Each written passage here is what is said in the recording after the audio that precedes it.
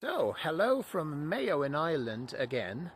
In my previous video I told you a little bit about Irish Gaelic, and now today with me is Tommy, who is a retired teacher.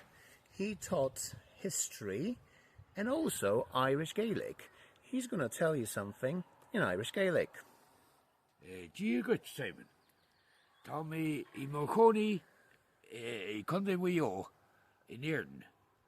Agus vi me gmúnú trocadó blian I scoil náisiúnta.